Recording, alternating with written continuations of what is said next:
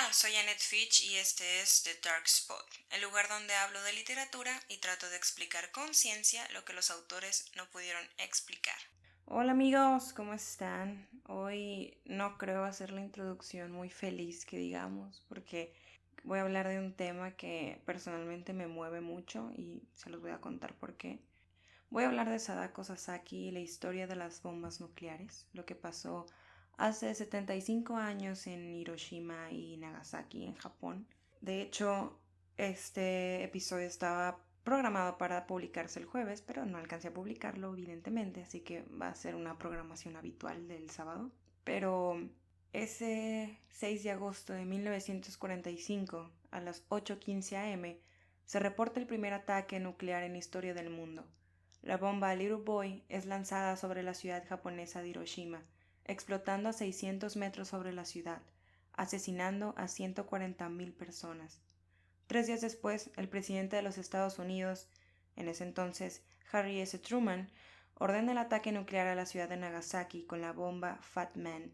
Los daños inmediatos: 40.000 personas asesinadas y 25.000 personas heridas. Los mayores daños de esta bomba fueron residuales por la toxicidad y radiación. Se estima que, a finales de ese año, las bombas habían matado a más de 166.000 personas en Hiroshima y a 88.000 personas en Nagasaki, en un total de 246.000 asesinatos, mayormente de civiles. Del 15 al 20% de esas personas falleció a causa de lesiones o enfermedades atribuidas por envenenamiento de radiación. Hoy les vengo a hablar de la historia de una niña llamada Sadako Sasaki, que tenía 2 años cuando aquel lunes 6 de agosto se lo expulsaba por la ventana de su casa después de la detonación. Hoy les vengo a hablar de cómo esa niñita se hizo historia, pues falleció 10 años después, añadiéndose al porciento de fallecimientos a causas del envenenamiento por radiación. Pero, sobre todo, les vengo a hablar de la valiosa lección que gracias a ella quedó grabada en toda la historia de un pueblo y del mundo. Se me hace muy fuerte contar esta historia porque yo tenía 9 años cuando la leí y probablemente van a pensar, pinche Janet, las cosas que leía. Pero realmente todo tiene contexto. Y es que un día X en mi escuela, recordemos que era escuela pública y pues casi nunca estaban los maestros, y todos los morritos andaban gritando, pues yo había terminado mi trabajo porque era bien ñoña y estaba viendo el pizarrón como tonta, pues tratando de matar el tiempo. Y en eso voy caminando con una compañerita y de regreso a mi lugar, a donde iba, me topo con las super bibliotecas de la Secretaría de Educación Pública de México, que básicamente eran como unos racks, unas así canastas medio feas, con 3 libros todos feos, rayados, y pues que nadie tocaba porque nadie leía, pero había uno que en cuanto volteé y lo vi, supe que lo tenía que agarrar. Y realmente siempre he pensado que ese libro me escogió a mí porque lo agarré, vi que tenía una niña así japonesa bonita en la portada y leí la parte de atrás. La historia de Sadako Sasaki, la niña de las 1000 grullas de papel. La verdad es que se escuchaba muy comprometedora, muy bonita, muy así. Dije, ay, ¿por qué no? Está cortito. Y me senté con ese libro y cuando empecé no pude terminar nunca. O sea, 80 páginas se me hicieron nada, fueron volando, me las tragué como si no hubiera leído nunca nada en mi vida. Y amigos, ese libro fue mi primer libro. Por eso se me hace bien difícil y tengo un nudo en la garganta, se me hace súper sentimental y emotivo, porque aún recuerdo el nudo en el estómago que se me hizo al terminarlo y leer en el último párrafo basado en hechos reales. Sadako y las 1000 grullas de papel es el libro biográfico escrito por Eleanor Coher en 1977 de Sadako Sasaki, una niña de 12 años que vivía en Hiroshima cerca del puente Misasa.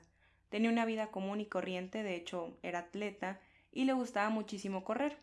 Un día en una carrera nota un cansancio físico excesivo y después de eso nota la presencia de un bulto en su nuca, debajo de su oreja. En enero de 1955 es diagnosticada con leucemia maligna aguda de las glándulas linfáticas, un día después de su 12º cumpleaños, y para el 20 de febrero de ese mismo año es hospitalizada de urgencia después de presentar hinchazón y moradez extrema en una de sus piernitas. Le diagnosticaron como mucho un año de vida.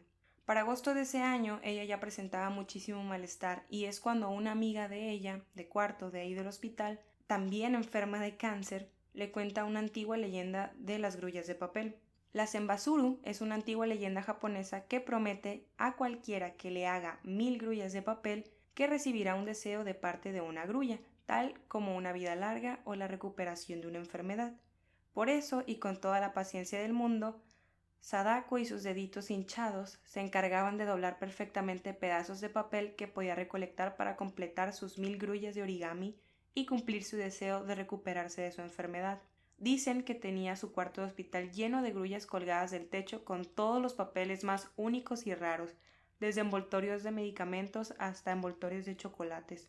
En la mañana del 25 de octubre de 1955, después de que sus padres le insistieran a comer algo, Sadako pidió solo té de arroz. Cuando lo saboreó comentó: «Es muy sabroso». Esas fueron las últimas palabras. Con su familia a su alrededor, Sadako murió a la edad de 12 años tras haber llenado su cuarto con 644 grullas, sin haber podido pedir su deseo. Las 1000 grullas de origami se convirtieron en el símbolo de paz en Japón, debido a la historia de Sadako, y en el Parque de la Paz de Hiroshima fue construida la estatua dedicada a Sadako en 1958. En la base está escrito: «Este es nuestro grito, esta es nuestra plegaria, paz en el mundo». La historia fue tan impactante que trascendió los límites de Japón, convirtiéndose en un referente mundial de los movimientos pacifistas. De hecho, cada año, en el aniversario de su muerte, miles de niños de todas las escuelas cercanas de Hiroshima van a dejarle grullas de papel que hacen todo el año y las dejan en los pies de Sadako. Se dice que han llegado a ver más de 10.000 grullas rodeando la estatua de la niña y con un montón de niños orando para que otros niños afectados o enfermos de cualquier cosa puedan sanar. Ay, amigos, ya estoy llorando. No, esta historia a mí me parte el alma, más cuando se tratan de niños, cuando se tratan de niños me llegan mucho. Pero después de hablarles de esto, de lo emotivo, vamos a entrar a la cruda realidad y a explicarles qué fue el Proyecto Manhattan y qué fue la Segunda Guerra Mundial. Porque cuando yo tenía 9 años no sabía qué era la Segunda Guerra Mundial. Aún en las clases de historia de la primaria pues no me hablaban de ella, estaba en cuarto de primaria, y mi mente, pues que era aún más curiosa de la que es hoy en día, se formulaba muchas preguntas. ¿Qué era la Segunda Guerra Mundial? ¿Por qué no hablaban de eso? ¿Qué es el cáncer? ¿Qué es la leucemia? ¿Qué es una bomba nuclear? Inclusive llegué a cuestionarme por qué si es una niña, ¿por qué tenía que morirse? Y han pasado más de 12 años y aunque pude contestarme todas esas últimas preguntas científicas, históricas, aún no le he respondido a mi yo de 9 años la última. ¿Por qué si era una niña tenía que morir? ¿Cómo le explico a mi yo del pasado que aún 12 años después sigo sin entender los límites inhumanos de la misma naturaleza humana? Que 12 años después sigo acostumbrándome y asombrándome de la crueldad humana. Por eso, antes de todo eso, tengo que empezar por el principio, porque ustedes van a ser esos niños de 9 años que se están preguntando todo lo que pasó. O si no se lo preguntan, pues no sé por qué me están escuchando.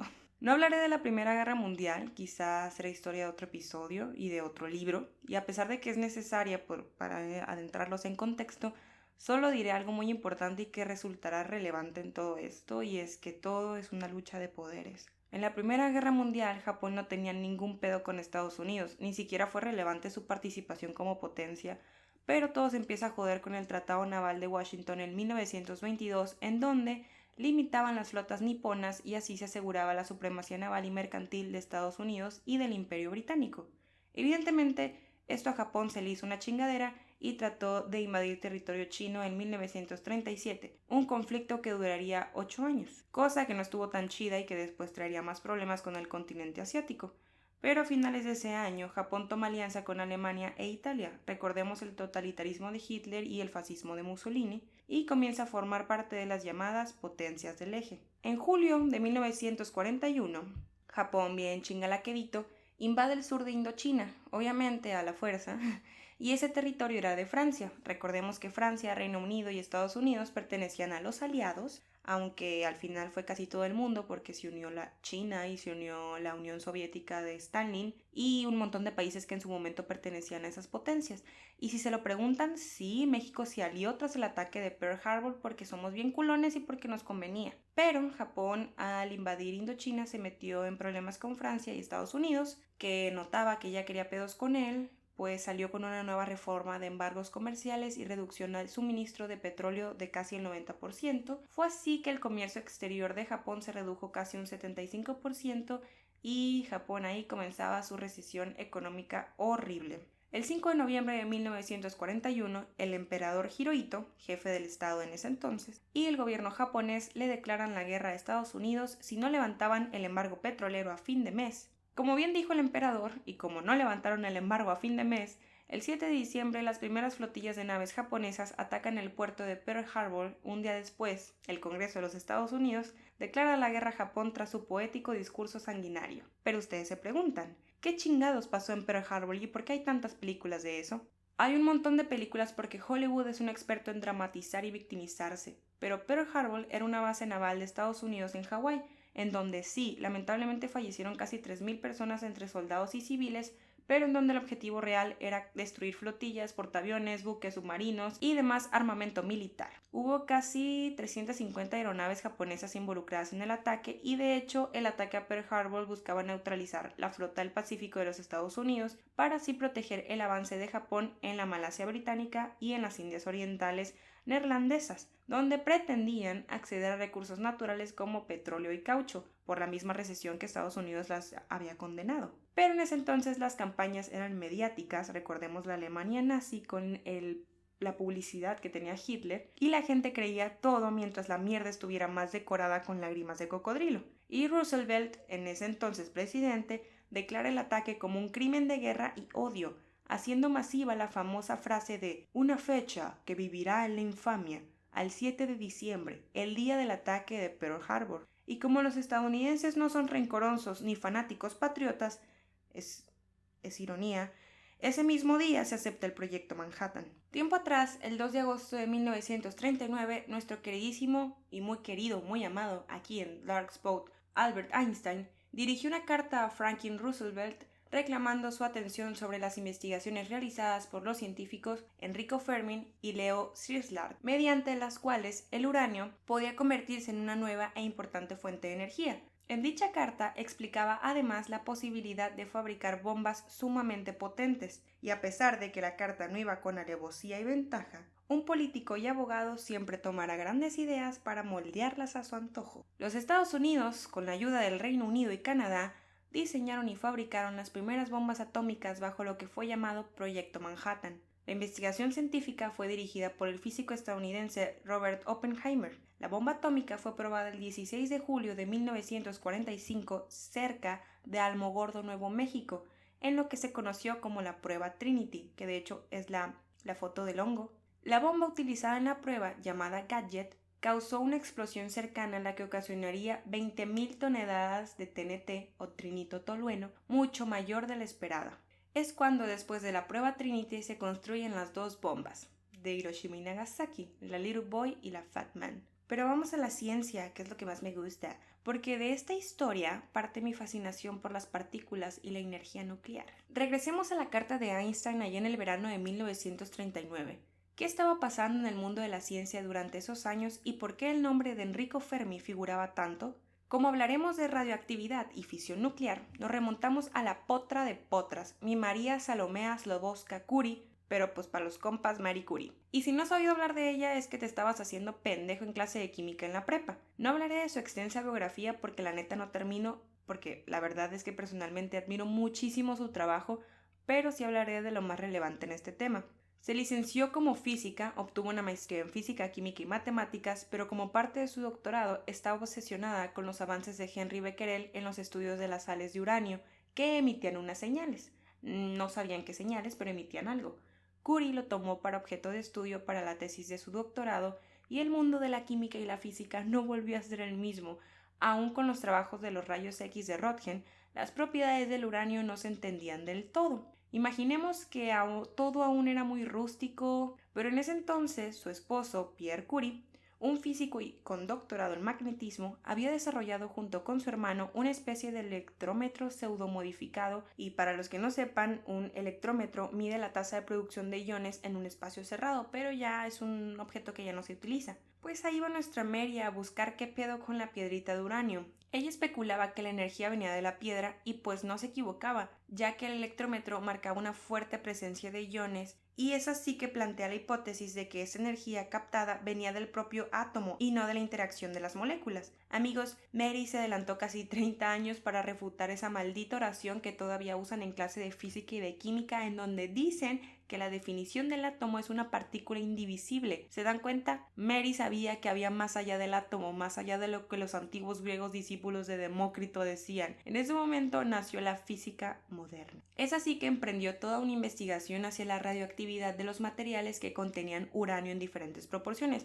Había muchísimos tipos de piedras, pero obviamente Mary no sabía que estaba descubriendo la radioactividad ni que estaba expuesta a ella y que eventualmente se le iba a llevar la chingada. Pero esas hipótesis y experimentos descubrió el polonio y el radio, otros elementos parecidos a la energía, entre comillas, que presentaba el uranio. Su hija continuó con sus estudios de radioactividad, Irene Joliot-Curie, quien tuvo muchísimas investigaciones en el campo de la física nuclear buscando la estructura del átomo, que fue súper fundamental para el descubrimiento del neutrón en 1932, aunque ya en 1934 consiguió producir elementos radioactivos artificialmente. Y si quieren saber qué es el átomo, pues neta búsquenlo en Wikipedia, porque yo explicando el átomo, no hombre, no terminemos. Aparte, mis amiguitos a los que les doy tutorías, que pasan, por cierto, tengo un índice de jóvenes que están casi reprobados en extraordinarios, que con 5 horas, 6 horas a la semana de mis tutorías han pasado y la han librado el examen de física y de química.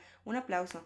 Un aplauso a todos mis estudiantes que han pasado los extraordinarios. En 1935, junto con su marido y nada más y nada menos que nuestro científico de la carta de Einstein, Enrico Fermi, desarrollan el principio de las reacciones en cadena y los requisitos para la construcción de un reactor nuclear basado en la fisión nuclear controlada para generar energía por uranio y por agua pesada, el mismo elemento que mató a su madre. Y ya sé que suena muy complicado de entender, créanme, a mí me tomó años comprender todos los conceptos y la teoría física de lo que ocurre en un reactor nuclear, pero lo vamos a ir desmenuzando, lo vamos a ir complementando. Enrico Fermi era italiano, pero estaba casada con Laura, una judía, y el gobierno fascista y antisemita de Benito Mussolini tenía medidas extremas con los científicos y más los que estaban casados con judíos, o sea, tenía pleito casado con Enrico Fermi. Pero Roosevelt, el presidente de Estados Unidos, nada tonto, dijo, vente para acá y junta muchos científicos extraditados a la capital yankee. Fermi tenía la hipótesis del trabajo de Becquerel, de todos los Curie, y ya había descubierto la radioactividad inducida por neutrones. Pero entonces llega mi queridísima y amada Lise Meitner y Otto Hahn, los pioneros de la fisión nuclear. Meitner fue la historia de otra científica que tuvo que huir, pero ella tuvo que huir toda su vida. Se le negó el derecho a la educación por ser mujer en Prusia, estudió a escondidas con Max Planck y Rubens la aceptó como practicante en su laboratorio durante casi 30 años junto con Otto Hahn. Tenía que pasar desapercibida, de hecho cuentan una charla en donde alguien entró a ver porque les habían dicho que ahí trabajaba en ese laboratorio una mujer y ella se tuvo que disfrazar de intendente para que no la hicieran así, como que no la metieran a la cárcel o algo así. O sea, no.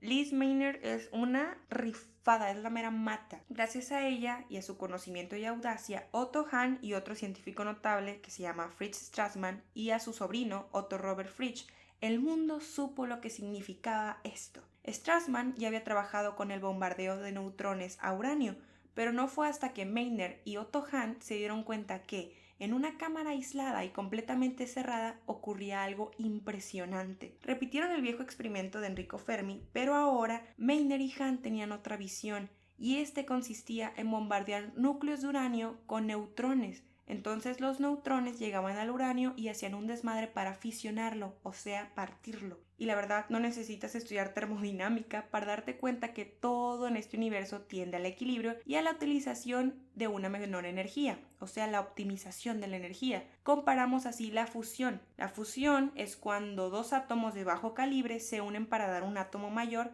con desprendimiento de energía y otros subproductos. De hecho, podemos ver esto cuando se fusionan las estrellas, cuando nace una estrella, cuando el sol emite rayos gamma, también lo podemos ver cuando Goku y Vegeta se juntan. Eso es una fusión, amigos. Super Saiyajin, sí, eso es una fusión. Pero la fisión es donde un átomo grande se divide en dos más pequeños y da subproductos junto con un desprendimiento de energía.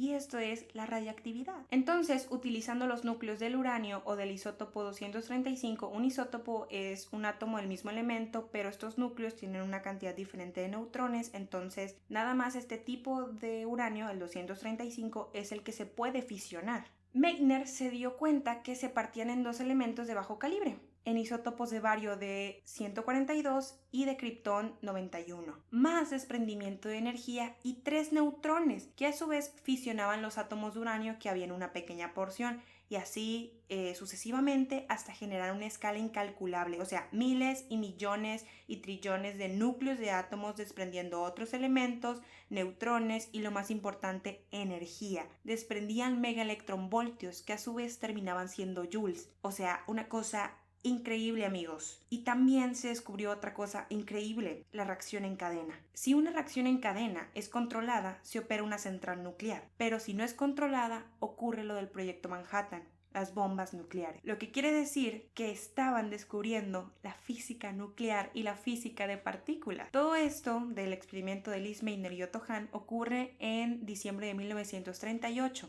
La carta de Einstein fue mandada a Roosevelt en agosto de 1939 y el desastre de Hiroshima y Nagasaki ocurrió el 6 y el 9 de agosto de 1945. A pesar de eso, en el proyecto Manhattan no pertenecieron ni Einstein, ni Lise Meitner, ni el equipo de Otto Hahn. Solo siguió adelante Enrico Fermi, el físico estadounidense Robert Oppenheimer, Edward Teller, Hans Bethe, mi chiquito bebé Richard Feynman y John von Neumann. A este punto ya le contesté a mi yo de 9 años todo sobre la Segunda Guerra Mundial y sobre las bombas nucleares y la ciencia detrás de ellas, pero no lo que le pasó a su heroína de la infancia. La bomba Little Boy fue arrojada a las 8:15 horas de Hiroshima y alcanzó en 55 segundos la altura determinada para su explosión, aproximadamente 600 metros sobre la ciudad de Hiroshima. La detonación creó una explosión equivalente a 16 kilotones de TNT, a pesar de que el arma con el uranio 235 se consideraba muy ineficiente,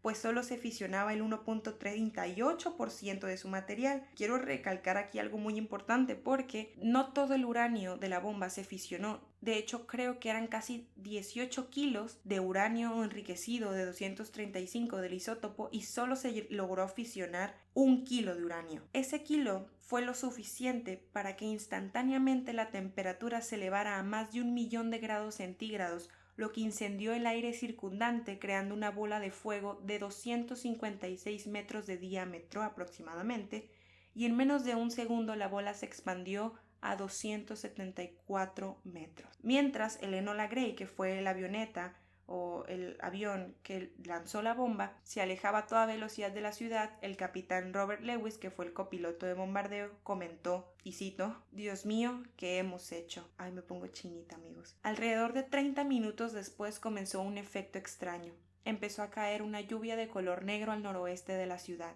Esta lluvia negra estaba llena de suciedad, polvo, hollín, así como partículas altamente radiactivas, lo que ocasionó contaminación aún en zonas muy remotas. Y quiero también comentarles textualmente lo que dijo el copiloto que venía en el avión y que iba observando todo lo que estaba pasando después de la bomba. Se llamaba Bob Caron, pero dice que una columna de humo asciende rápidamente.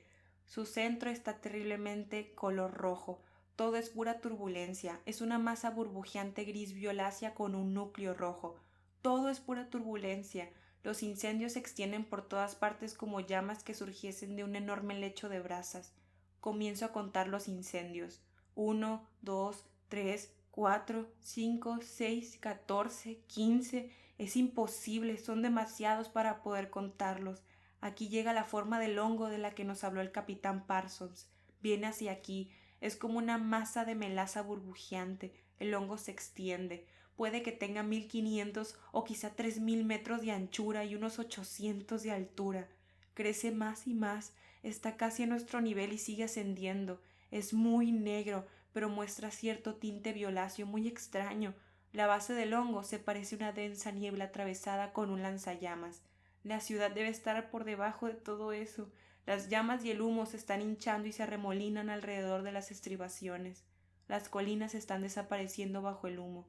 Todo cuanto veo ahora de la ciudad es el muelle principal y lo que parece ser un campo de aviación. A pesar de que aviones estadounidenses habían lanzado previamente panfletos, según ellos, advirtiendo a los civiles de bombardeos aéreos en otras 12 ciudades, los residentes de Hiroshima nunca fueron advertidos de un ataque nuclear. Entre 70.000 y 80.000 personas, cerca del 30% de la población de Hiroshima, murieron instantáneamente, mientras que otras 70.000 resultaron heridas. Cerca del 90% de los médicos y el 93% de las enfermeras que se encontraban en Hiroshima murieron o resultaron heridos, puesto que la mayoría se hallaba en el centro de la ciudad, área que recibió el mayor impacto, sobre la clínica quirúrgica de Shima. Todos estos datos son reales y se encuentran en el libro Los efectos de las bombas atómicas de Hiroshima y Nagasaki, el libro de estrategia militar de los Estados Unidos para la supervivencia de bombardeos. El 8 de agosto, unos periódicos de Estados Unidos informaban sobre las descripciones de la devastación retransmitidas por emisoras de Radio Tokio. Decían, prácticamente todas las cosas vivas, humanos y animales, se quemaron hasta la muerte. Los locutores japoneses en una transmisión interceptada por los aliados comunicando todo a la nación japonesa.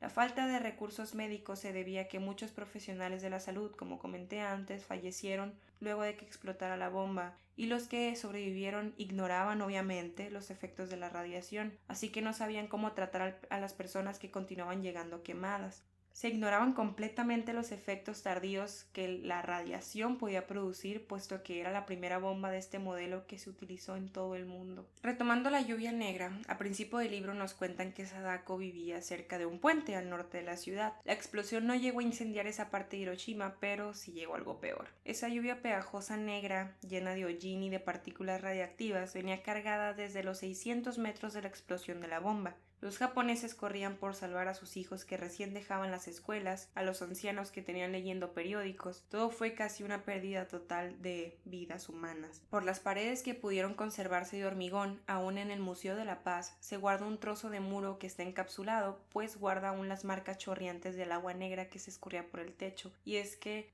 la ciudad quedó devastada porque, como sabemos, la arquitectura de ese entonces y la arquitectura en general de las ciudades tradicionales japonesas son de madera, de bambú, de hormigón. Muy pocos edificios son de concreto o de hormigón. Entonces los que quedaron de hormigón y que sobrevivieron a la explosión y al calor y al incendio quedaron manchados de esta lluvia negra. Y la playera de un adolescente que iba a la escuela en ese momento quedó impregnada totalmente de un color gris horrible después de haberla lavado muchísimas veces, y es la playera de Tokoyo Kubota. Tenía 16 años. Hoy en día la playera está contenida en un muro revestido porque sigue marcando radiactividad. Y he hablado mucho de esa bendita palabra, pero no se las he conceptualizado ni contextualizado. Marie Curie murió de eso y fue gracias a ella que fue descubierta esta interesante propiedad de muchos elementos químicos. La radioactividad es un fenómeno químico y físico en donde el núcleo atómico de una molécula presenta una inestabilidad, que a su vez esta inestabilidad da una pérdida de energía y de subproductos como la emisión de partículas alfa o beta, neutrinos o incluso rayos gamma, que es lo que pasa con estrellas. Y esto es lo que causaría la temida radiactividad. Cuando un material contiene estos núcleos inestables es considerado radiactivo. Es por eso que Curie descubrió que el radio y el polonio desprendían una energía considerable, pero sin tomar en cuenta el desecho de estos subproductos o de partículas nocivas, que vendrían a ser las alfa, beta, neutrinos o rayos gamma. Y existen dos tipos de contaminación radiactiva, natural o artificial. En este caso, la de las bombas, la contaminación fue dada por una explosión nuclear y fue una contaminación por isótopos de uranio 235, elemento fisionado con neutrones, dando una reacción en cadena del tipo natural y muchísimo más agresiva, pues no estaba controlada como en una central nuclear normal. Y a pesar de que no deberían de satanizarse las partículas radiactivas,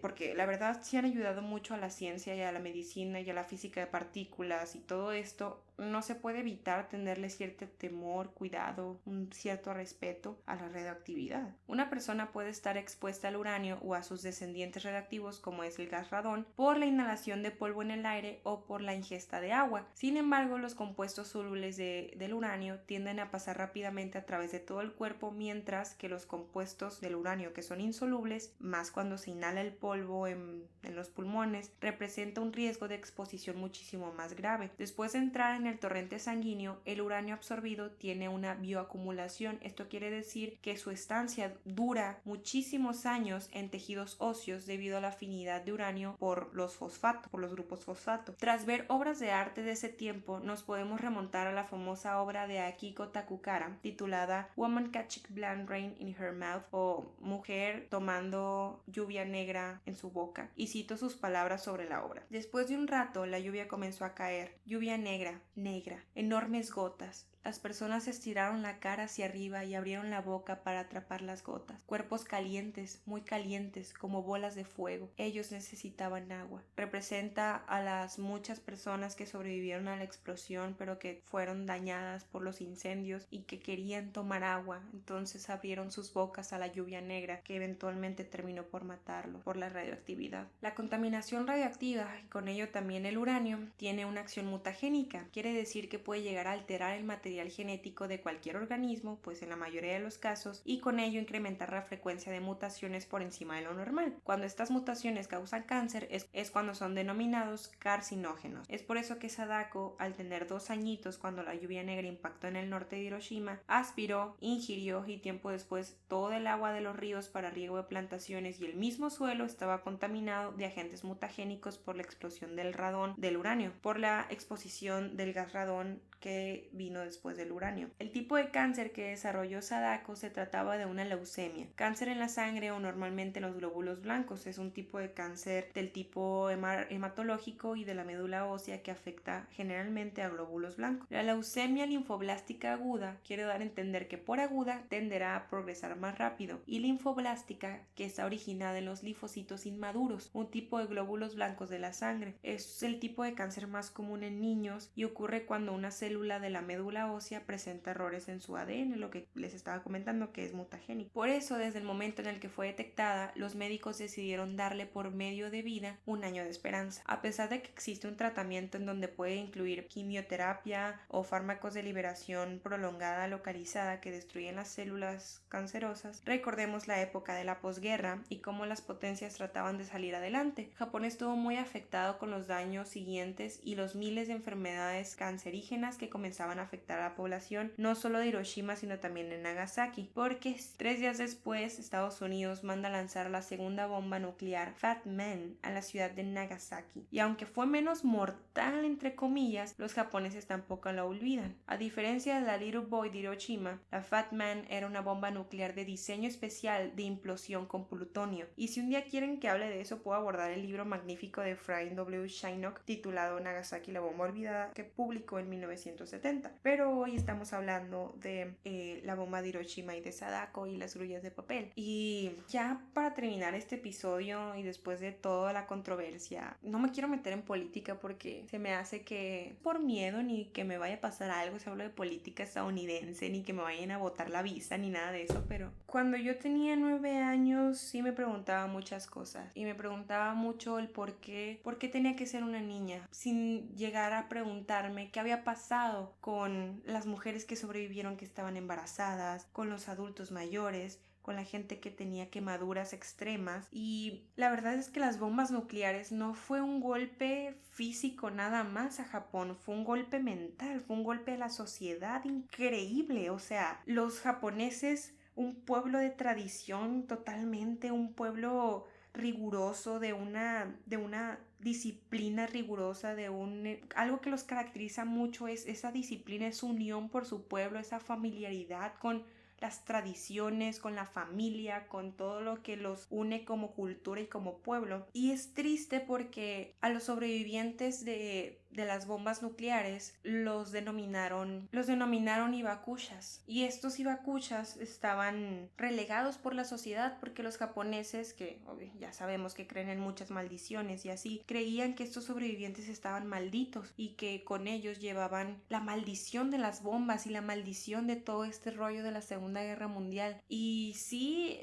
4 días después, el 13 de agosto del 1945, Japón se rinde porque tenía que dar el brazo a torcer, y es ahí el final de la Segunda Guerra Mundial. Obviamente fueron acciones políticas, fueron estrategias militares, fueron cosas que a lo mejor y se tenían que hacer. Yo no creo que se tuviera que hacer, yo no creo que tuvieran que haber tenido tanto maldad humana de por medio si ya estaba pasando todo esto de los campos de concentración, si esto era ya una réplica de un holocausto químico. Ya había muchas inhumanidades en la tierra en ese entonces, ya había mucha desnaturalización. La gente pedía paz, la gente rezaba y oraba y pedía la paz mundial porque ya no sabían si iba a llegar un mañana, o sea, un día pasaba y un día era el fin del mundo. Y el golpe mental que Japón tuvo después de esta guerra y después de todo lo que las tradiciones que les rompieron, de las ofensas por todas estas muertes, Japón tardó años en volver a restablecer lo que era, en volver a ser una potencia. La verdad es que como ingeniera, pues obviamente sí nos dejan tareas de operaciones unitarias y de seguridad de higiene y calidad y la madre. Y es ahí donde nos damos cuenta que Japón fue el pionero en sacar normas para empresas, en sacar normas de seguridad, en sacar normas de higiene, en sacar normas para industrias, porque no quería que volviera a pasar eso. No quería volverse a ver inmune ni vulnerable a cualquier cosa que el mundo les pudiera hacer. Por eso volvió ese ejército, esa disciplina, esa militarizada, ese imperio totalitario de trabajo, trabajo, trabajo, trabajo, no familia, trabajo, trabajo, trabajo. Entonces fueron reestructurándose de nuevo, volvieron a nacer. Ellos literalmente fueron el ave fénix del mundo, se quemaron, se vieron las cenizas y dijeron, órale a chingarle porque de aquí nadie nos va a sacar. Algo que lamentablemente México no ha podido hacer, pero que la verdad deberían de admirar muchísimo de Japón, y es algo de lo que yo personalmente admiro muchísimo de los japoneses, y es la disciplina y el compromiso que tienen con su sociedad y con su pueblo y con sus hermanos, porque estos güeyes son patriotas de a huevo. Recordemos a los kamikazes que fue antes del lanzamiento de las bombas y después del ataque de Pearl Harbor, pasó una guerra del Pacífico en Okinawa. Hubo este ataque de los kamikazes, que eran morros adentro de estas naves pequeñitas y que se lanzaban para invadir tanques o invadir portaaviones y destruirlos, y les valía madre morirse o no. Ellos estaban comprometidos con su nación, eran como unos terroristas de la guerra, básicamente. Entonces ellos estaban comprometidos con su nación, con el imperio, con Hirohito, que era el emperador de ese entonces, y no les valía madre morirse. Ellos estaban, yo soy kamikaze, yo soy por el pueblo, yo por la nación. Entonces, no sé, quizás Estados Unidos dijo, no, güey, estos güeyes sí se mueren, estos güeyes sí se comprometen a destruir el mundo si es por salvar a Japón. Y, ¿verdad o no? Cierto, no lo sé, pero tomaron estas medidas extremas. Pasó esta devastadora explosión, esta devastadora situación de armas nucleares, pero hay algo importante en esto y algo que nos queda muy claro, y es que sin eso la ciencia no hubiera podido tener los recursos ni las posibilidades de estudiar algo más. No hubiera llegado la física moderna, no hubiera llegado nunca la física de partículas, no hubieran llegado nunca las centrales nucleares, que hoy en día representan casi el 32% de la energía utilizada en el mundo, y es energía limpia, y es energía que sí, qué miedo, porque ya vimos lo que pasó en Chernobyl y en Pripyat con la explosión de la central nuclear. Sí, qué miedo, pero es energía limpia, es energía que no viene de gases, ni de oleoductos, ni de gasoductos, ni de petróleo. Es energía que es química, básicamente es energía de fisión de partículas. Sí, qué miedo, como dije, pero sí que chingón. Entonces, no sé, lo dejo de tarea que lo piensen, que lo mediten, que chequen como a lo mejor qué tantas pros y qué tantos contras tuvo este final de la Segunda Guerra Mundial. Yo personalmente pienso que no hay una comparación de pros y contras por toda la vida de los civiles, de las personas que murieron, porque para mí eso representa una catástrofe, pero hay muchas cosas que tomar en consideración en temas así. Por eso están estos políticos y abogados de sangre fría que toman decisiones muy importantes, como Churchill, el primer ministro de Inglaterra, de Reino Unido, como Stalin de la Unión Soviética, o Truman de Estados Unidos contra... Ellos ya estaban viendo, ¿no?, los crímenes que sucedían en la Alemania nazi y con el fascismo de Mussolini. Pero bueno, amigos, qué deep se puso esta plática, qué triste. Y como conclusión rápida, obviamente les voy a decir la frase del podcast: la ciencia no está peleada con la literatura y nos puede llegar a explicar más allá de lo que los autores no pudieron escribir. Esto ha sido el episodio número 4 de The Dark Spot y me despido porque ya tengo sueño y a lo mejor debrayé mucho, pero lo siento, así soy, es de madrugada y espero que no haya quedado muy largo. A lo mejor sí quedó muy largo, bueno, no importa, igual me escuchan. Me he dado cuenta que terminan mucho los episodios, así que pues espero que les sigan gustando. Me han dicho que les gustó mucho y que les encanta y la madre. Qué bueno que les guste, me da gusto. Síganme en Instagram como Janet Fitch y en el otro Instagram que es thedarkspot.podcast y ahí los veo. La próxima semana hablaremos de física, porque me voy a ir corrido de este rollo de la física nuclear y el próximo episodio vamos a hablar de física y de algo muy raro. Vamos a hablar también de un libro infantil y de la física en ese libro infantil. Eso es todo por hoy, amigos. Pueden ir a descansar, hijos de la noche. Esto ha sido todo.